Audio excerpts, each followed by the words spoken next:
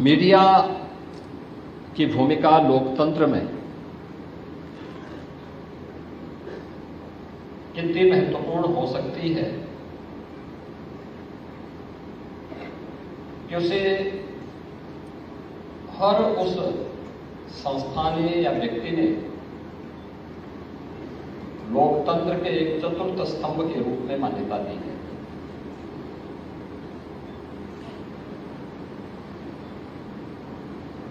और लोकतंत्र के प्रति जो सबसे सजग प्रहरी के रूप में ध्यानाकर्षण का जो सबसे महत्वपूर्ण मुद्दा होता है, जो सभी अन्य तीन स्तंभों को किसी न किसी रूप में झकझोरता है, सही तथ्यों के नजदीक लाने का प्रयास करता है, जन सरोकार से जुड़े हुए मुद्दों जो किन्हीं कारणों से छूट जाते हैं उनसे जोड़ने का एक प्रयास करता है। तो उस महत्वपूर्ण स्तंभ का नाम है मीडिया।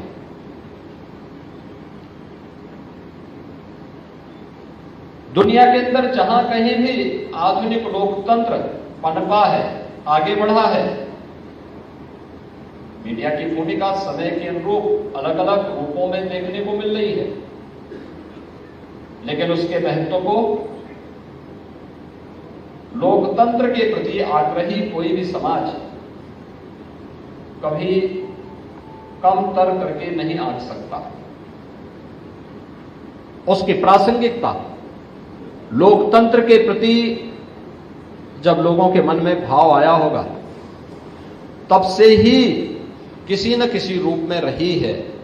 और आज के वर्तमान के कालखंड में तो इसकी कल्पना भी नहीं की जा सकती है कि मीडिया के बगैर लोकतंत्र की कल्पना हो। लोकतंत्र की प्रासंगिकता पर प्रश्न चिन्ह ही खड़ा करेगा अगर मीडिया को अप्रासंगिक कर दिया जाए। गोरखपुर ये केवल एक महानगर नहीं है। गोरखपुर ये पूर्वी उत्तर प्रदेश का एक केंद्र बिंदु है, जो इस पूरे पूर्वी उत्तर प्रदेश के अंदर केवल 25 लाख या 50 लाख लोगों का अपने एक मार्केट के रूप में, एक बाजार के रूप में, एक महानगर के रूप में नहीं, बल्कि यहां पे शिक्षा के लिए, स्वास्थ्य के लिए, रोजगार के लिए, व्यापार के लिए और साथ साथ राजनीतिक गतिविधियों को भी प्रभावित करने वाला एक महत्वपूर्ण केंद्र बिंदु गोरखपुर है। और इस महत्वपूर्ण केंद्र बिंदु में प्रेस क्लब में कैसी कार्यकारिणी होनी चाहिए, प्रेस क्लब सामाजिक सरोकारों से उसका क्या संबंध होना चाहिए, इन सभी मुद्दों को गोरखपुर जर्नलिस्ट प्रेस क्लब तय करता है। यहां पे जो कुछ आप करेंगे स्वाभाविक रूप से उसका प्रभाव जनपद पर, अगल बगल के जनपदों पर और अन्य संस्थाओं पर पड़ेगा। इसलिए एक जवाबदेह कार्यकारिणी बने और वह जवाबदेह कार्यकारिणी जन सरोकारों के साथ जुड़ करके अन्य संस्थाओं को भी उसके साथ जोड़ने के लिए संवेदनशील बना सके, उसके प्रति समर्पित कर सके। इसमें इस नई कार्यकारिणी की भूमिका अत्यंत महत्वपूर्ण और प्रासंगिक होगी कि हम सही चीजों को, सही तथ्यों को जनता जनार्दन के प्रति अपनी लेखनी के माध्यम से प्रस्तुत कर सकें। यह महत्वपूर्ण इसलिए है, चाहे वह विधायिका हो, कार्यपालिका हो या न्यायपालिका। याद रखना, कोई भी संवैधानिक संस्था अपने आप को लोकतांत्रिक व्यवस्था में जन सरोकारों से अलग नहीं रख सकती। आम जन से उसके संपर्क और संवाद और उसके प्रति उसकी जवाबदेही, उसकी संवेदनशीलता और उसकी कार्य पद्धति के माध्यम से दिखते हैं और दिखने चाहिए। लोकतंत्र नहीं होता तो क्या देश के अंदर जो आज विकास के प्रति और लोक कल्याण के प्रति एक सरकार पूरी संवेदनशील तरीके से निर्णय करते हुए आगे बढ़ाने का काम कर रही है, क्या ये हो पाता? क्या देश के अंदर 25 करोड़ लोग गरीबी रेखा से उभर पाए होते, जिन्हें पिछले 10 वर्षों के अंदर शासन की विभिन्न वेलफेयर स्कीम के माध्यम से जोड़ करके उनके जीवन में व्यापक परिवर्तन करने का काम किया गया? लोकतंत्र नहीं होता तो क्या हम देश के अंदर गांवों के लिए, गरीबों के लिए, किसानों के लिए, नौजवानों के लिए, महिलाओं के लिए बनने वाली इन योजनाओं को इतने प्रभावी तरीके से प्रस्तुत कर पाते? संभव तो नहीं होता। अगर केवल एक पोलित ब्यूरो होता, एक दलीय व्यवस्था होती, कोई राजतंत्र होता, उनके अपने एजेंडे होंगे। बहुत सारे राजतंत्र ऐसे भी रहे हैं जिनके लोकतंत्र के साथ, उन मूल्यों के साथ उन्होंने अपने आप को जोड़ने का प्रयास किया, एक नैतिक बल से उत्प्रोत होने का प्रयास किया, लेकिन फिर भी लोकतंत्र में तो केवल जनता जनार्दन की ही आवाज सुनी जानी है। कोई भी सरकार उसको नजरअंदाज नहीं कर सकती, उससे अपने आप को अलग नहीं कर सकती, और अगर कोई करेगी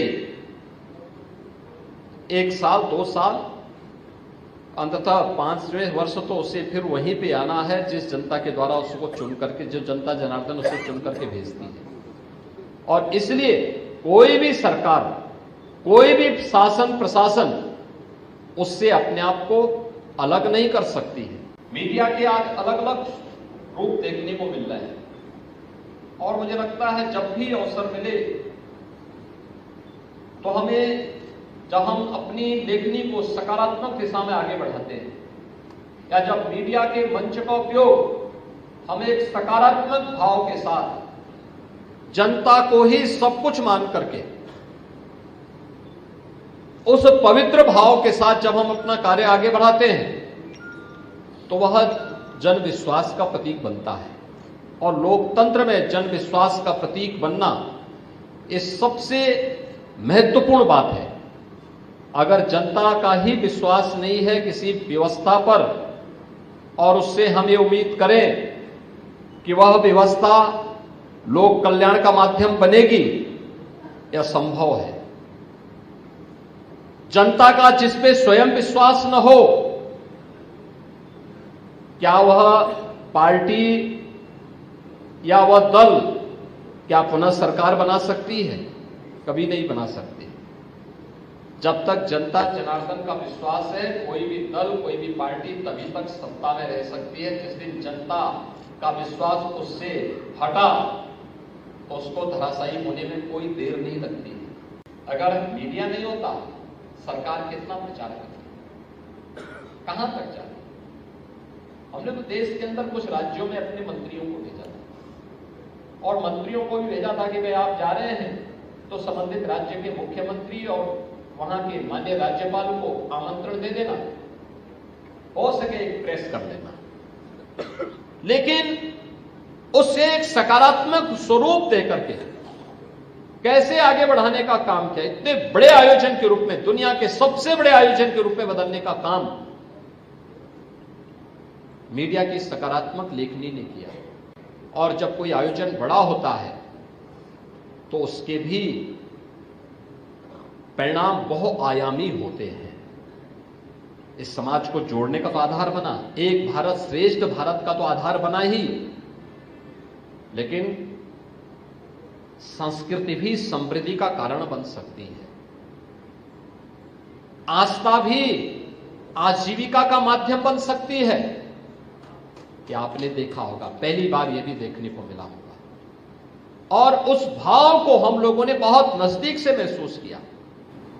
और मैं तो बार बार इसीलिए कहता था, वह जो जैसे देखने के लिए आया था उसको उस प्रकार की दर्शन महाकुंभ के आयोजन के साथ हुए थे। जिसने जैसा देखा उसको ऐसे भाव, जिस भाव के साथ गया था उस भाव के रूप में उसको वह नजारा वहां देखने को मिलना है। लेकिन मीडिया की भूमिका थी, मीडिया ने इसे सकारात्मक रूप से आगे बढ़ाया। सुशासन के लिए अच्छी कानून व्यवस्था चाहिए, लेकिन उसकी पहली शर्त संवाद है। लोकतंत्र की पहली भाषा, पहली जो शर्त है वो संवाद है। हम जबरन अपनी बात को किसी पे थोप नहीं सकते, लेकिन संवाद से बड़ी समस्या का समाधान कर सकते हैं। और जब भी हम संवाद की भाषा से अपने आप को अलग करते हैं तो वह एक नए संघर्ष को बढ़ावा देती है। उस संघर्ष से बचने की आवश्यकता है, और मीडिया उस संवाद की भाषा को अगर प्रभावी ढंग से आगे बढ़ाएगी और फिर उस समय उन बातों को आगे बढ़ाएगी तो बहुत सारे कंफ्यूजन जो होते हैं स्थानीय स्तर पर, रीजनल स्तर पर, नेशनल राष्ट्रीय स्तर पर, अंतर्राष्ट्रीय स्तर पर, इन बहुत सारी समस्याओं का समाधान इस संवाद के माध्यम से किया जा सकता है।